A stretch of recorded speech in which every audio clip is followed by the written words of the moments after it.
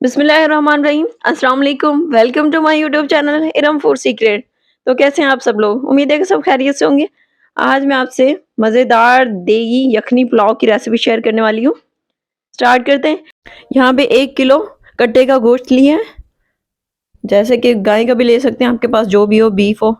और इसकी यखनी में ये मसाले मेंशन कर दिए हैं। लहसुन अदरक के स्लाइसेस, प्याज, जीरा, धनिया, साबुत धनिया, काली मिर्च और ये दालचीनी के टुकड़े 2 अदद और लौंग डाली हैं।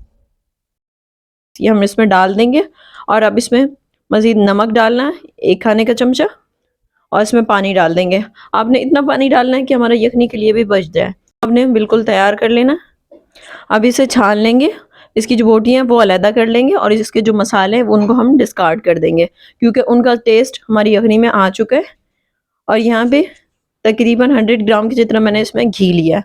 मैं घी का इस्तेमाल कर रही हूँ, ऑयल का इस्तेमाल नहीं किया है। आप चाहें तो देसी घी भी डाल सकते हैं। और इसमें 1 अदद लार्ज साइज़ की प्याज डाली है, और इसको थोड़ा सा फ्राई कर लेंगे।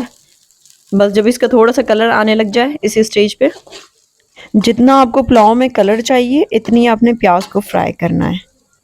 तो अब इसमें डालेंगे हम गोश्त जो हमने उबाल के रखा था।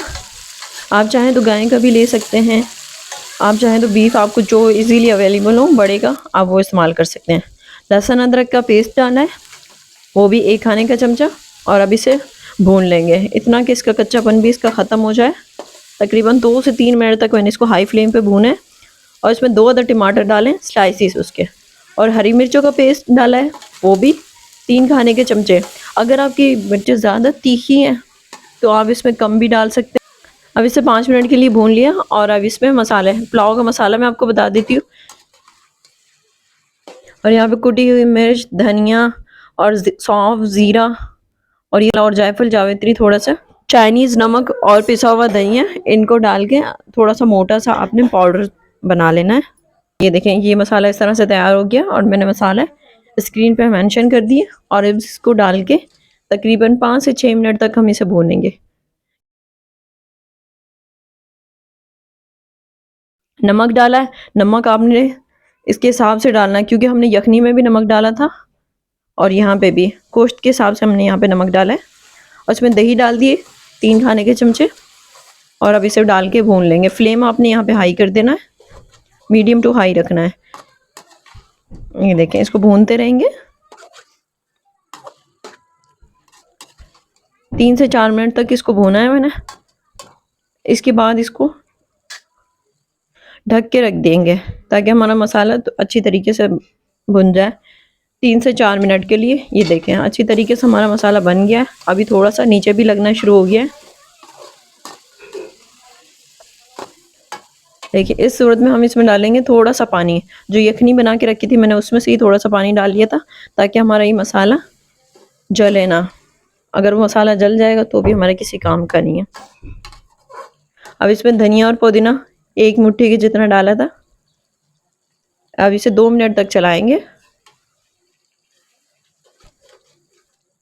फ्लेम आपने यहाँ पे बिल्कुल मीडियम रखनी है, मीडियम टू हाई।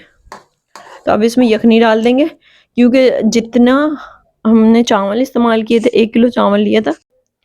आप इसे किसी बर्तन की मदद से नाप लें, और जितने हमने चावल इस्तेमाल किए 1 किलो, उसके डबल ही पानी जाएगा उसमें। ये बिल्कुल परफेक्ट रेशो है।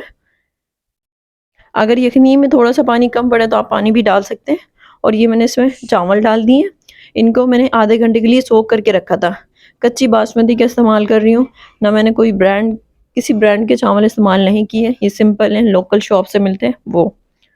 तो अब इसमें आपने चमचा नहीं चलाना है, क्योंकि हम ज़्यादा चमचा चला देंगे तो हमारे चावल टूटने शुरू हो जाते हैं।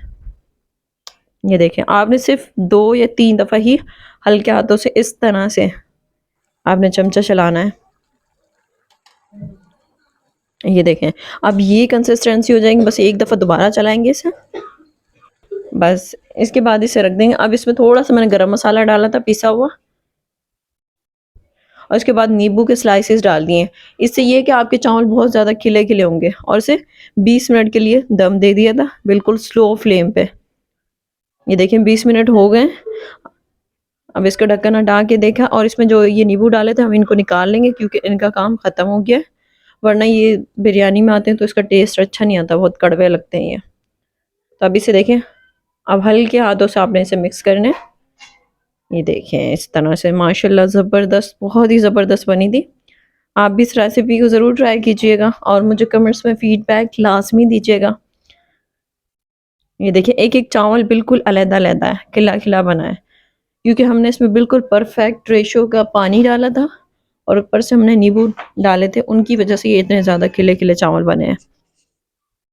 ये देखिए मैं आपको प्लेट में करके दिखाती हूँ। मुझसे ये होता है कि हमेशा जब भी मैं चावल करने लगती हूँ तो वो नीचे लाज़मी गिर जाते हैं, जैसा कि आप साइड पे नज़र आ रहे हैं। अगर आपको वीडियो पसंद आई तो इसे लाइक कर दीजिए और अगर आप मेरे चैनल पे नए हैं तो मेरे चैनल को सब्सक्राइब भी कर दें। साथ में दिए गए बेल आइकन को भी प्रेस कर दें ताकि आपको मेरी वीडियो की हर अपडेट सबसे पहले मिल सके। Thanks for watching. अल्लाह हाफिज़।